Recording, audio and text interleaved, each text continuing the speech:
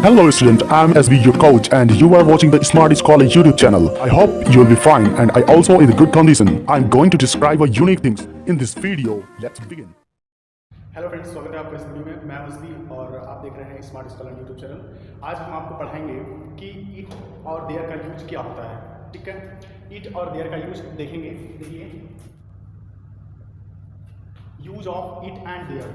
तो सबसे पहले हम इट का यूज देखेंगे और उसके बाद में हम देयर का यूज देखेंगे। ठीक है, कि देयर का यूज क्या होता है।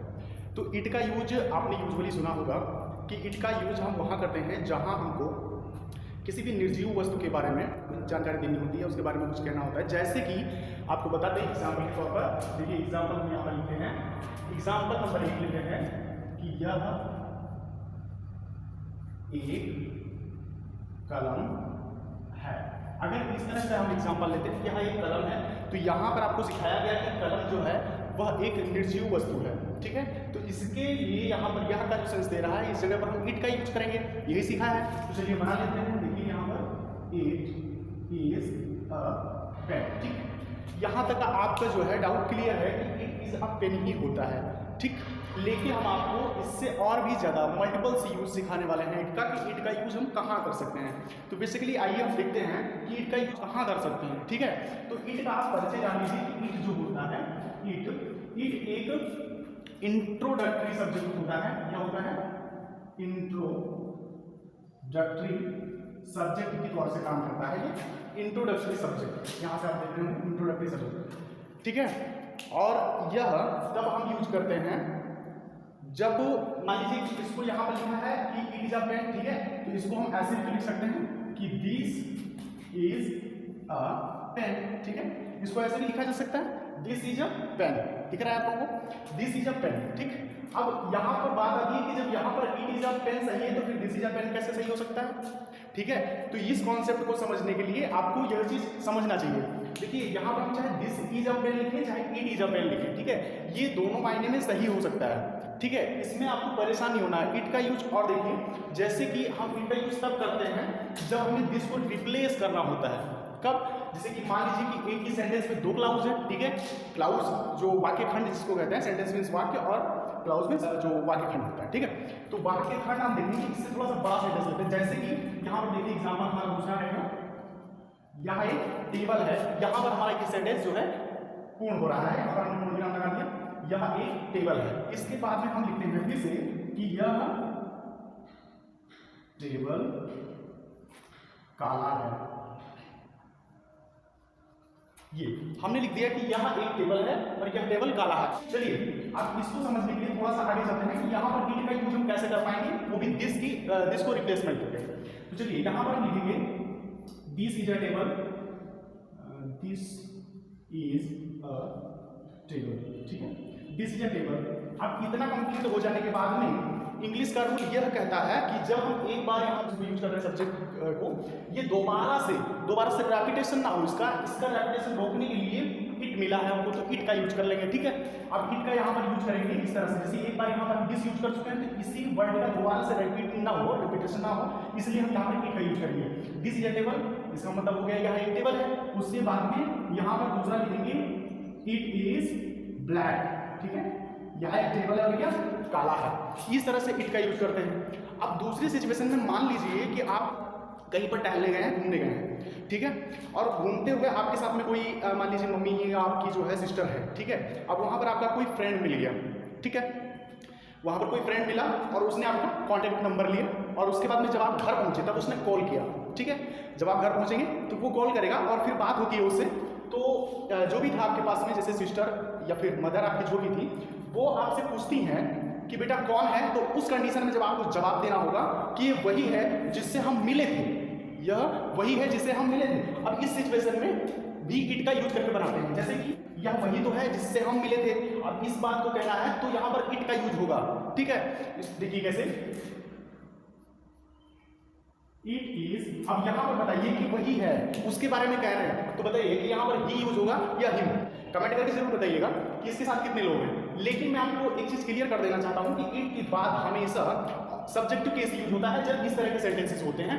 उसमें दूसरा यहाँ से यहाँ तक कि हम देख रहे हैं तो यहाँ पर जो जिससे लिखा है जिससे, ये कंजंक्शन के रूप में काम करेगा। अब कंजंक्शन जब हमें यहाँ पर लगाना है हु या हूं इस तरह से लगाएंगे करके, ठीक है।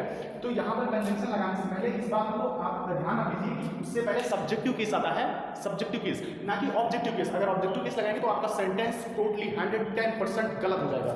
आइए देखते हैं, इट इज ही, यहाँ पर हम ही लिखेंगे, ठीक है, वही के लिए इट इज ही।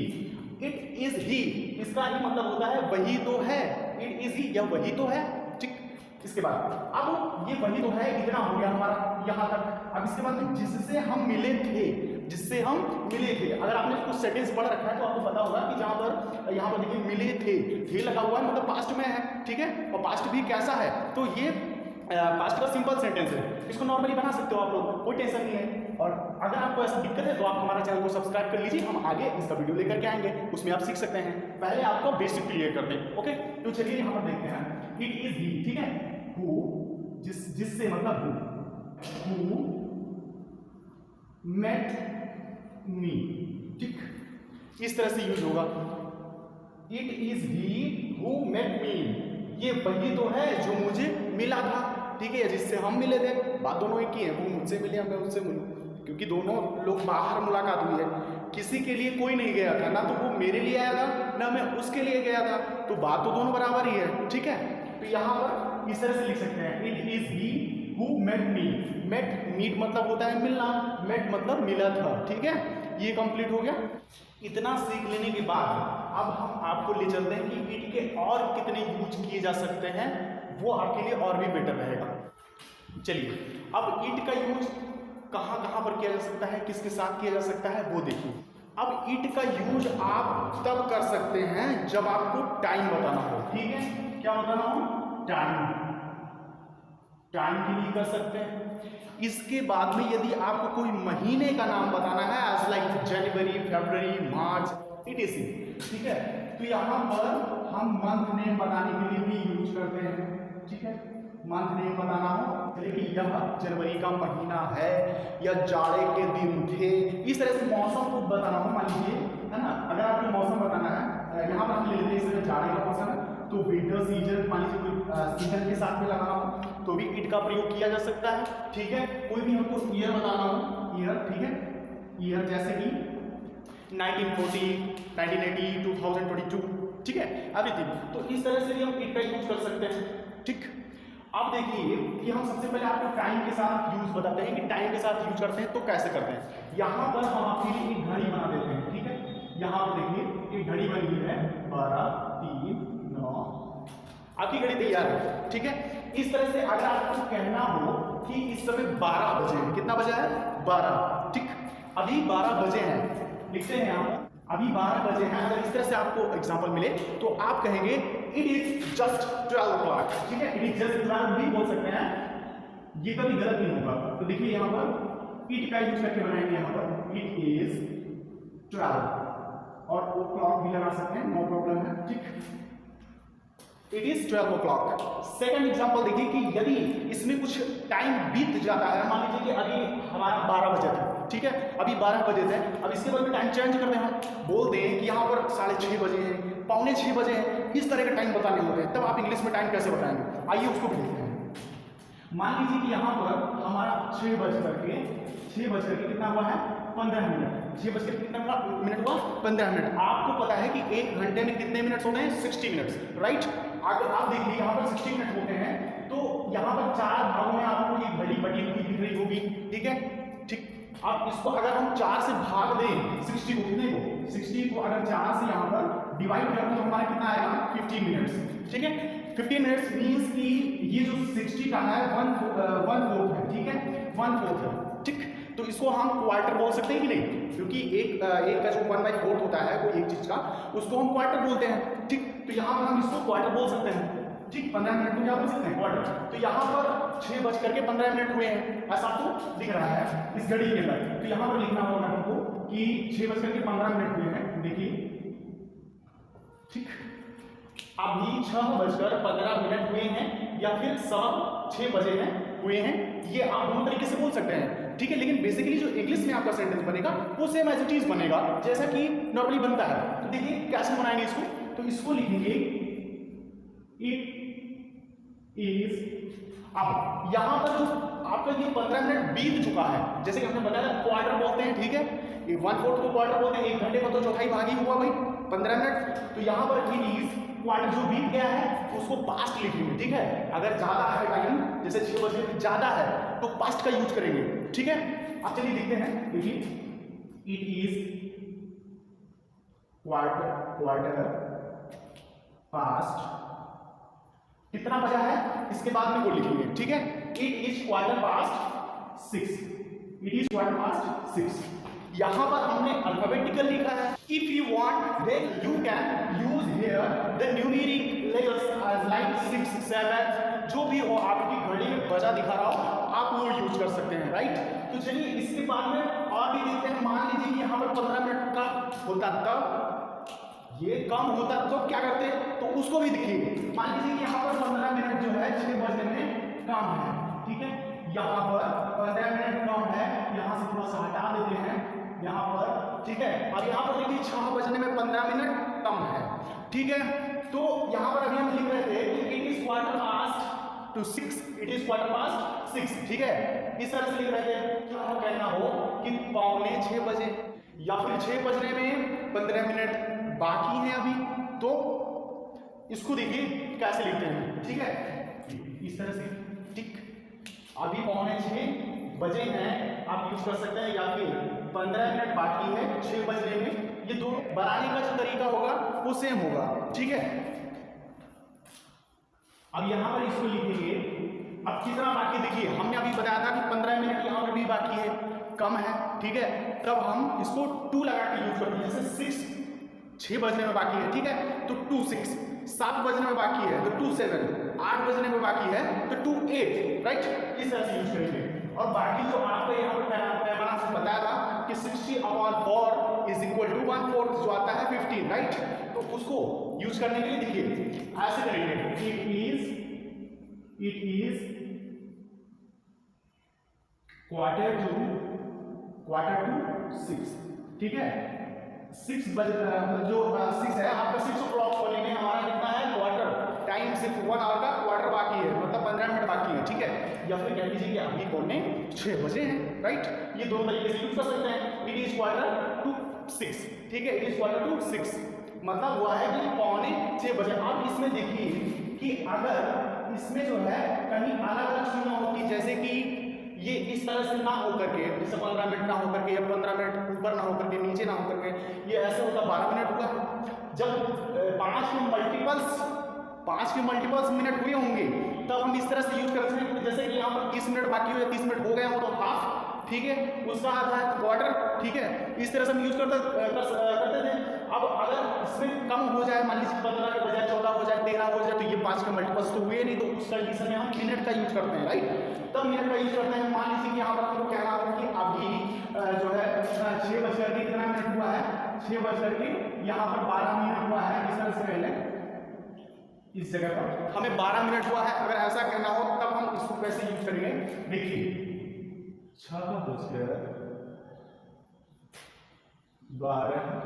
मिनट हुए हैं। अब इस तरह से यूज करना हो तो इसके लिए तो भाई अलग से कुछ बताया नहीं गया है, तो इसमें आपको मिनट का यूज करना पड़ेगा। इस तरह से आप कह सकते हैं it is 12 minutes, it is 12 minutes past, ठीक है। इट इज 12 मिनट पास्ट 6, ठीक है। इट इज 12 मिनट पास्ट 6, ये है 6:12 का टाइम हुआ है, ठीक है। इट इज 10 o'clock, ऐसे बोलते हुए सुना होगा, it is 10 o'clock, right. 11 o'clock, 12 o'clock, इस तरह से बोलते हैं। तो उसमें मिनट्स का यूज नहीं बताते, बट मिनट्स अगर आपका है और वो 5 के मल्टीपल्स में नहीं है तो उस कंडीशन में आपको इस तरह से यूज करना पड़ेगा। जैसे 12 मिनट है, 30 मिनट है, इस तरह से मिनट आप यूज कर सकते हैं मिनट्स बोल करके, ठीक है। अगर आपका 5 के मल्टीपल्स में है तो उसके लिए जो भी बनाया गया है अपना 1.25 या फिर 1.25 करके बोलते हैं लोग, या 15 मिनट हो चुके हैं या 15 मिनट अभी बाकी हैं इतने बचने में, तो इस तरह से आप यूज कर सकते हैं इन एग्जाम्पल्स को देख करके।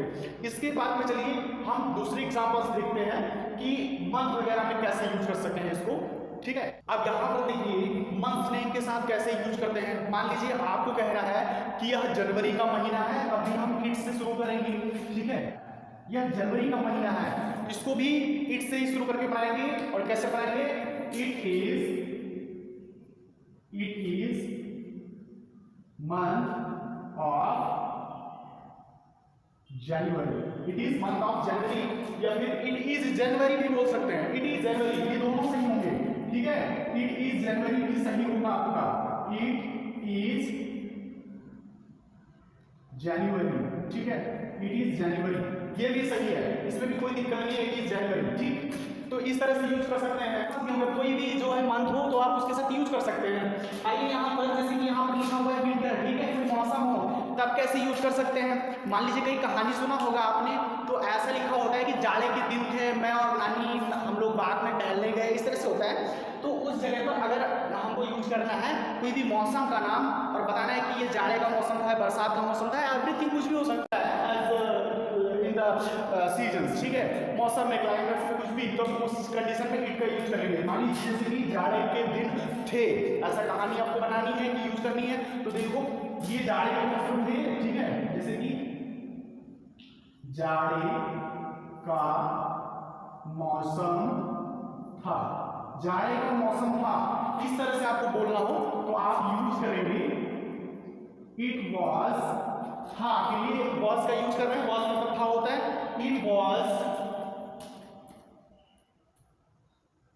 इट वॉज विंटर, ठीक है, इट वॉज विंटर, या फिर ऐसे बोल सकते हैं it was the month of winter, ठीक। दोनों बात बराबर है, मैंने पहले बता दिया है, ठीक। इट वॉज विंटर, ठीक। इसके बाद में अगर ईयर के साथ भी यूज करना हो, अब कोई भी यहाँ पर मौसम हो उसके साथ में आप टिक लगा के यूज कर सकते हैं, मुझे इतना भरोसा है। इसके बाद में ईयर के साथ में, जैसे कि 1947 का समय था जब मेरे दादा लड़ा करते थे, इस तरह से आप लोग बोलना चाहें तो बोल सकते हैं। लेकिन हम आपको अभी बेसिक क्लियर करवाना चाहते हैं, जब आपको सेंटेंस एकदम बढ़ा के फिट कर देंगे उसके बाद में हम इतने लंबी एग्जाम्पल्स भी लेंगे और आप क्यों बनाओगे चुटकियों में। तो चलिए यहाँ पर देखते हैं, जैसे कि